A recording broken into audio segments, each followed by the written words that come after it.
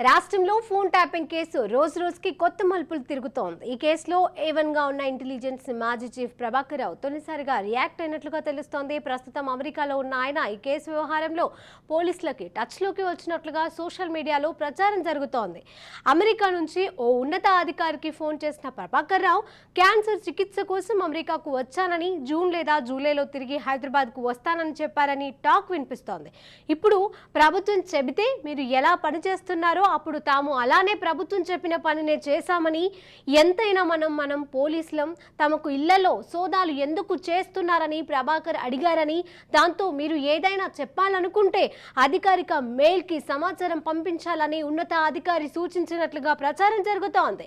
ఉన్నతాధికారి మాటలతో ఏం సమాధానం చెప్పకుండానే ప్రభాకర్ రావు ఫోన్ కట్ చేసినట్లుగా తెలుస్తోంది. ఫోన్ ట్యాపింగ్ నమోదైన వెంటనే ప్రభాకర్ రావు అమెరికాకు వెళ్లిపోయారు.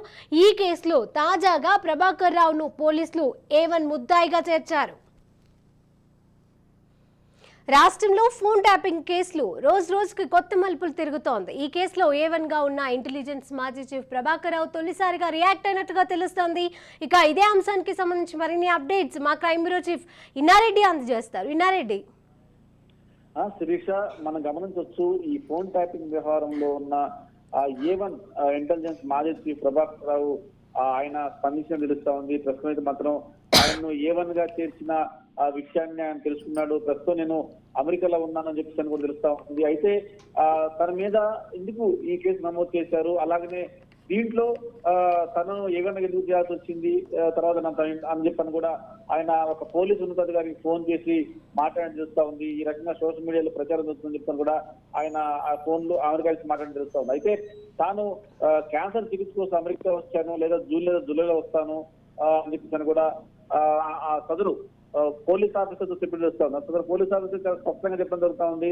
నిజంగా కనుక నీకు ఎలాంటి సంబంధం లేకపోతే మరి దీనికి సంబంధించిన ఒక లెటరు, మీ మీద కేసు నమోదైన లెటర్ టైప్ చేసి ఈమెయిల్ పంపించు, జరిగిన వాస్తవాలన్నీ, అంటే పైనుంచి వచ్చిన ఆర్డర్ను మాత్రం నేను ఫాలో అయ్యాను, దీంట్లో నాకు ఎలాంటి సంబంధం లేదని చెప్పుకునే ప్రయత్నం చేస్తాను కాబట్టి మరి నిజంగానే మీకు సంబంధం లేకపోతే మరి దీనికి సంబంధించి ఒక మెయిల్ సమాచారం పంపిస్తారని కూడా సదరు ఉన్నతాధికారి ఆయన సూచన తెలుస్తుంది. అయితే ఈ మాటలు చెప్పినప్పటికీ కూడా ఫర్దర్ గా ఆయన ఏం మాట్లాడకుండా ఫోన్ కట్ చేసి చూస్తుంది. మరి నిజంగానే ఆయన ఫోన్ లో కాంటాక్ట్ లోకి వచ్చాడా, మరి ఈ కేసులో తాను ముద్దాయిగా చేయటానికి, తర్వాత ముద్దాయిగా ఉండటానికి కారణం ఉన్న వ్యక్తులు, దీంట్లో ప్రధానమైన కారణం నాకు సంబంధం లేదు, వాళ్ళు చెప్పిన పని నేను చేశాను అని చెప్పి చెప్తున్న నేపథ్యంలో మరి నిజంగానే ఈయన్ను అంటే ప్రొవోకేట్ చేసింది. అంటే ఎవరైతే బీఆర్ఎస్ లో ఉన్న కీలకమైన నాయకులు ఎవరైతే ఉన్నారో వాళ్ళు చెప్పిన మాత్రం చేశాను, కానీ దీంట్లో నా ఇనిషియేషన్ లేదు, నాకు సంబంధం లేదు అని చెప్పుకునే ప్రయత్నం చేస్తున్నారు. కాబట్టి మరి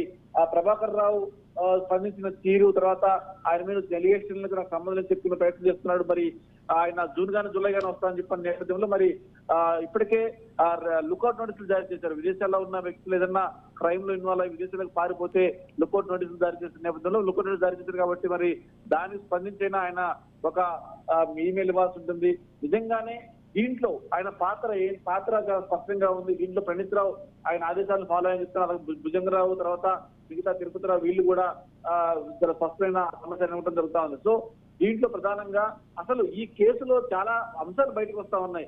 వీళ్ళందరూ కూడా ఈ ఫోన్ ట్యాపింగ్ వ్యవస్థ తమ చేతిలో ఉంది కాబట్టి వీళ్ళు కొన్ని నెంబర్లు, అంటే జనరల్ గా ఎవరెవరు హవాలా చేస్తారు, అంటే ఎలక్షన్ టైంలో హవాలా డబ్బులు రావడం అనేది పంచడం సామాన్యం జరుగుతూ ఉంటుంది కాబట్టి సో దీంట్లో హవాలాకు సంబంధించిన వారికి సమాచారం తెలుసుకొని కూడా ఫోన్ చేసి ఈ తీగలాగితే డొంక కదిలినట్టుగానే ఒక సినిమా స్టోరీని తలపిస్తోంది. ఈ స్టోరీ అంతా కూడా ఫోన్ ట్యాపింగ్ల వ్యవహారం అనేది ఒక సినిమా స్టోరీని తలపిస్తోంది. ఎందుకు అంటే ప్రముఖ జ్యువెలరీ షాప్ కి సంబంధించిన వ్యాపారస్తులు కావచ్చు, ఇక దీనికి సంబంధించి బెదిరించి హవాలా వ్యక్తులకు సంబంధించి డబ్బులను డిమాండ్ చేసినట్లుగా తెలుస్తోంది. వీళ్ళ ఫోన్ ట్యాపింగ్ల వ్యవహారం తర్వాత డబ్బులు డిమాండ్ చేసి డబ్బులు వసూలు చేసినట్లుగా కూడా తెలుస్తోంది. దీనిపైన అప్డేట్స్ ఏంటి? శిరీష, మీరు చెప్పింది కరెక్ట్. ఎందుకంటే ఈ ట్యాపింగ్ వ్యవహారానికి సంబంధించిన ఎక్విప్మెంట్ ఉంది కాబట్టి అది కూడా ఎలక్షన్ సమయంలో, తర్వాత కొన్ని సమయాల్లో హవాలకు సంబంధించిన కొంతమంది వ్యాపారస్తుల సంబంధించిన విషయాలు తెలుసుకొని వాళ్ళను బెదిరించినట్టు తెలుస్తా ఉంది.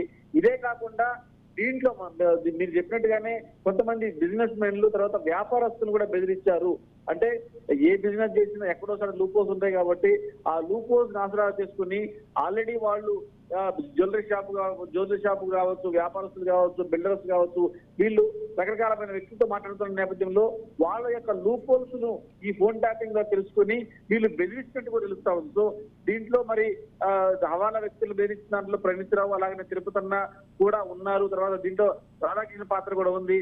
భుజంగరావు చాలా భారీ ఎత్తున ఈ రకంగా డబ్బులు కూడా వసూలు చేశారని చెప్పన్న సమాచారం కూడా ప్రస్తుతం పోలీసులు సేకరిస్తున్నారు. మొత్తం ఓవరాల్ చూస్తే ఈ ఫోన్ ట్యాపింగ్ కేసులో వీళ్ళు ఎవరైతే A1, A2, A3, A4 లో ఉన్నారో వీళ్ళందరూ కూడా కీలకంగా వివరించారు. అంటే ఒకవైపున టీఆర్ఎస్ ఉన్న నాయకులు ఎవరైతే టార్గెట్ చేయడం కాకుండా వీళ్ళు సొంతగా కొంతమంది హవాలా సంబంధించిన వ్యక్తులను, తర్వాత జ్యువెలరీ షాప్ వ్యక్తులను, అలాగనే వీళ్ళు రిలేషన్ వ్యాపారాలు కూడా వీళ్ళు టార్గెట్ చేసి బెదిరించి పిలుస్తా ఉంది. ఇదే కాకుండా ఒక ఛానల్లో ఉన్న యాక్టర్ కూడా ఈ ఒక అర్చనస్కి ఫోన్ చేసి వాళ్ళ నెంబర్లకు సంబంధించిన డీటెయిల్స్ కావాలి అని చెప్పేసి వాళ్ళ నెంబర్ తీసేసుకొని వాళ్ళ కదలికలు ఎప్పటికప్పుడు తెలుసుకొని వాళ్ళకు సంబంధించిన బెదిరింపులు కూడా పాల్పడ్డారని చెప్పి తెలుస్తుంది. మొత్తంగా చూస్తే ఈ వ్యవహారంలో చాలా కీలకంగా ఉన్నాడు. భుజంగరావు కూడా చాలా భారీగా డబ్బులు చేశాడు.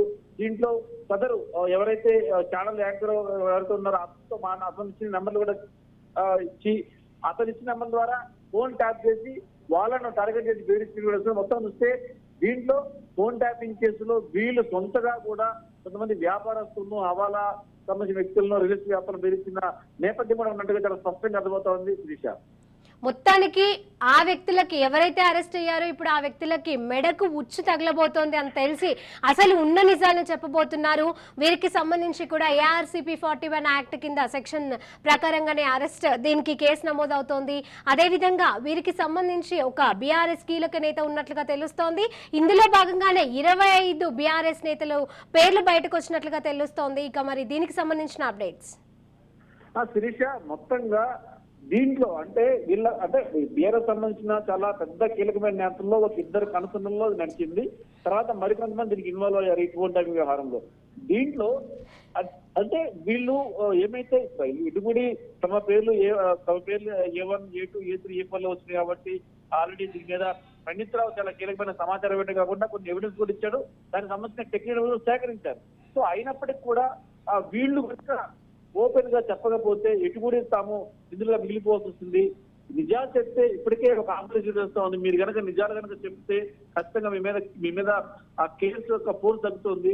దీంట్లో గవర్నమెంట్ యొక్క టార్గెట్, తర్వాత ఇన్వెస్టిగేషన్ అధికారులు కూడా అసలు ఈ వ్యవహారాన్ని ప్రధానంగా ఎవరి మైండ్ సెట్ నుంచి వచ్చింది, ఎవరి కనుసన్నల్లో జరుగుతా ఉంది, కీలకమైన వ్యక్తులు ఎవరు, దీంట్లో మీ పాత్ర అనేది మీకు స్పష్టంగా చెప్తే ఖచ్చితంగా మీకు ఒక క్లారిటీ ఉంటుంది. తర్వాత మీద కేసులు కూడా తప్పిస్తామని కాదు, కానీ కేసు వ్యవహారంలో మీరు కేసులతో పప్పుకుంటే గ్యారెంటీగా లేకపోతే కాబట్టి ఒక పోలీస్ అధికారిగా ఆ విషయం మీకు తెలుసు కాబట్టి ఉన్నట్టుగా చెప్పడం వాళ్ళు కూడా మెంటల్ గా ప్రిపేర్ అయ్యారు.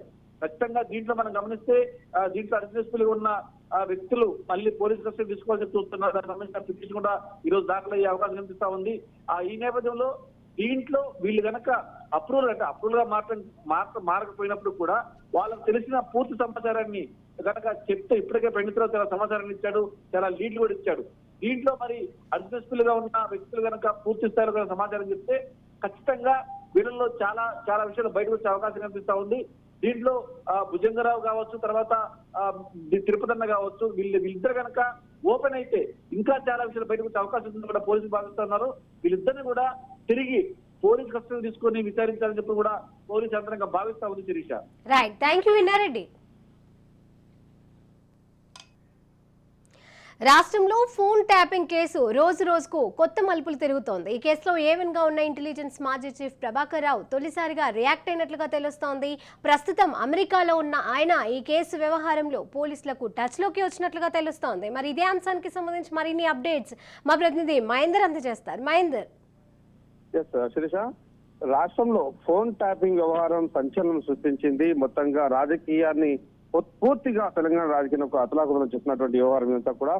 అయితే ఈ కేసులో రోజు కూడా కొత్త మలుపులు తిరుగుతుంది ఈ కేసు అంతా కూడా. ఇప్పటికే A1 గా ఉన్న ఇంటెలిజెన్స్ మాజీ చీఫ్ ప్రభాకర్ రావు ఆయన ఫస్ట్ టైం రియాక్ట్ అయినట్లుగా తెలుస్తుంది. ఇప్పుడు ఆయన అమెరికాలో ఉంటున్నాడు. ఆయన కేసు వ్యవహారంలో ఆ పోలీసులకు టచ్ లోకి వచ్చినట్టు కూడా ఒక సోషల్ మీడియాలో ప్రచారం అయితే కొనసాగుతుంది.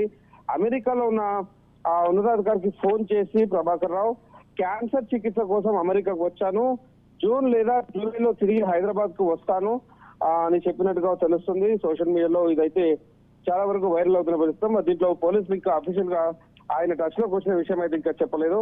అలాగే ఆ రకంగా వచ్చినట్టు కూడా కొంతమంది చెప్పిన పరిస్థితి. సో ఇప్పటికైతే ఉన్నతాధికారితో ఫోన్ చేసి ప్రభాకర్ రావు ఈ విషయాలు చెప్పినట్టుగా తెలుస్తుంది.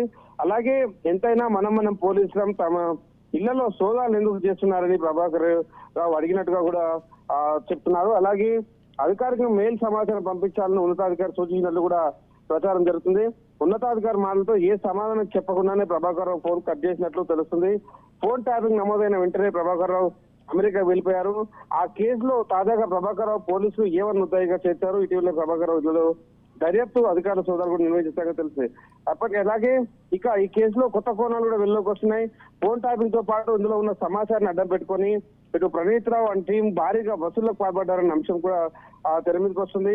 ప్రణీత్ రావు, భుజంగరావు, తిరుపతన్న రాజకీయ నాయకుల ఫోన్లతో పాటు 36 మంది బిల్డర్లు, ప్రముఖ నగల వ్యాపారులు, హవాలా ఏజెంట్ల ఫోన్ ట్యాప్ చేశారని మాజీ మంత్రి అనుచరులు ఫోన్లను కూడా ట్యాప్ చేసి బెదిరించినట్టు తెలుస్తుంది. మొత్తంగా దర్యాప్తు అధికారులు మాత్రం ఇవన్నీ విషయాలు కూడా కొలికొచ్చే వరకు మొత్తం వీళ్ళపై అనుమానాలు అయితే వ్యక్తం చేస్తున్నారు. అలాగే రాజకీయ నాయకులే వీరి టార్గెట్ అనుకునే లోపు ఆ మాజీ అధికారులు వ్యవహారంలో కొత్త అంశాలు తెర మీదకి వస్తుండడం సంచలనం రేపుతుంది. అలాగే దీంతో ఎవరి ఆదేశాల మేరకు ఈ రకమైన వసూళ్లకు పాల్పడ్డారు, వసూలు చేసిన డబ్బంతా ఎక్కడుంది, ఎంత పెద్ద మొత్తంలో వసూలు చేశారు అనేటువంటి విషయాలపైన కూడా పోలీసులు ఆరా తీస్తున్నట్లు ఒక టాక్ నడుస్తుంది. Right, thank you Mahender.